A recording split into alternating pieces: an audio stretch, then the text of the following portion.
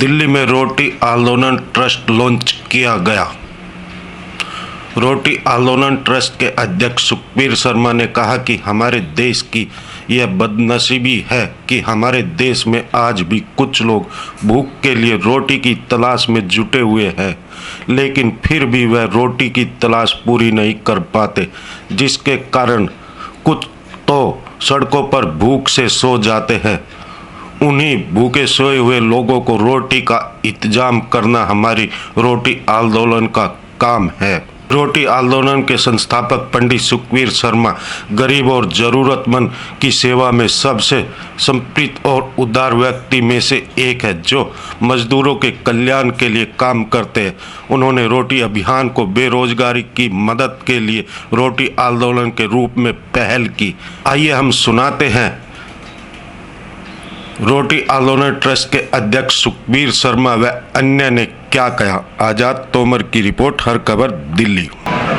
ये रोटी मूवमेंट जो है उन लोगों की आवाज़ है जिनकी आवाज़ समाप्त हो गई थी।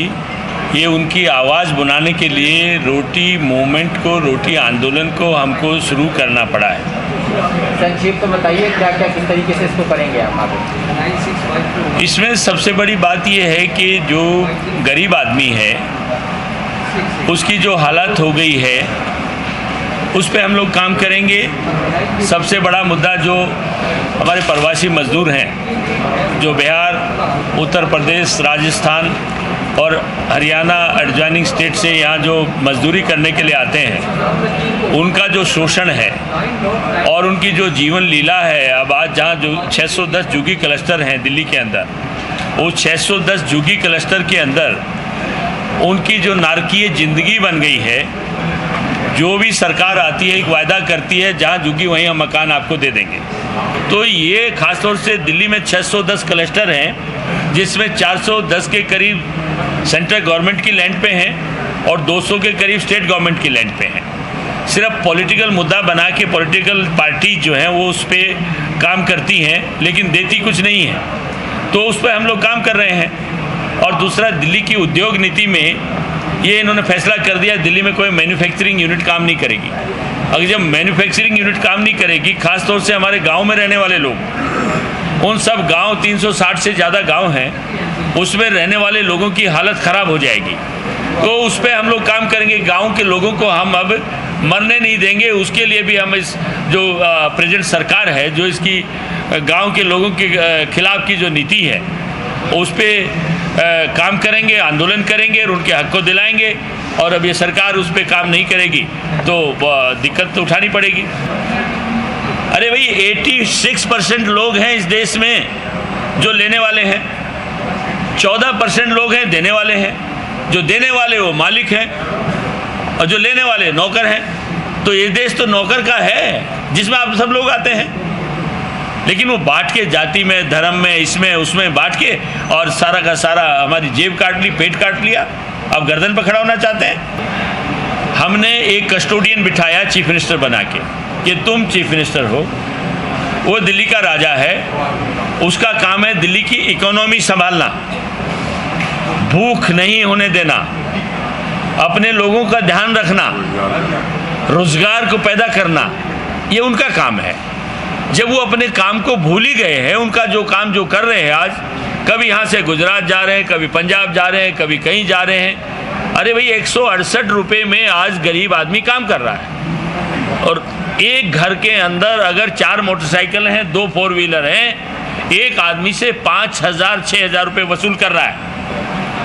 पेट्रोल में, डीजल में, पार्किंग में 200 रुपये की आप बिजली और 300 रुपये का पानी दे के हमको चीट करना चाहते हो। तो हम एजुकेट करेंगे लोगों को।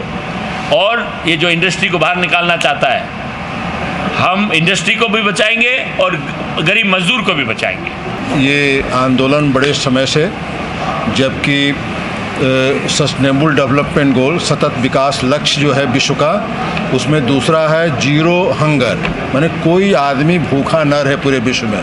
तो ऐसे समय में पंडित सुखबीर शर्मा जी ने ये आंदोलन भारत में शुरू किया है। हर आदमी को हक है कि उसको कम से कम भोजन मिले, खाना मिले। रोटी इन्होंने शब्द दिया क्योंकि रोटी बड़ा व्यापक शब्द है, लेकिन रोटी के साथ इन्होंने ये भी जोड़ा है कि नहीं, सबको रोज़गार भी मिले, काम भी मिले।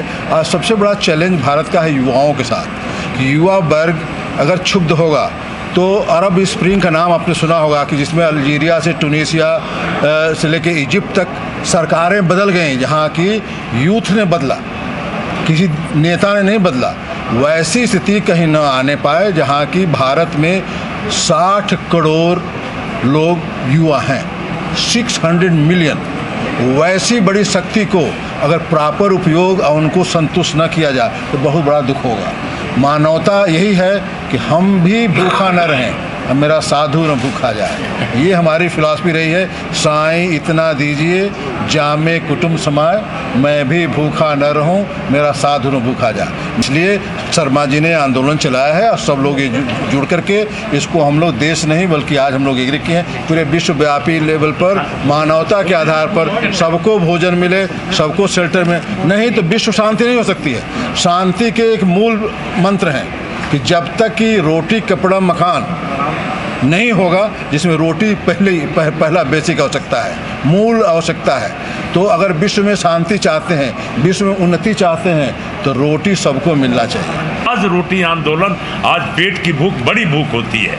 आज हमारे गरीब बच्चे 3 साल 4 साल के, उनको दूधमुआ जो बच्चे हैं उनको दूध नसीब नहीं हो पा रही है, दवा नहीं से, तो रोटी आंदोलन इसीलिए देश में शुरू किया गया कि सरकार को बहुत 6 महीने 9 महीने में हम लोग टारगेट भगाएंगे और एक अच्छी सरकार को लाएंगे जहां रोटी भी मिले, रोजी भी मिले, शांति भी मिले और दिल्ली स्वच्छ रहे और दिल्ली का मैसेज भारत में जाए और भारत दिल्ली का मैसेज पूरी दुनिया में जाए। ये रोटी आंदोलन सर्वव्यापी है, विश्वव्यापी है। Like, share and comment. To subscribe this channel, please press the bell icon.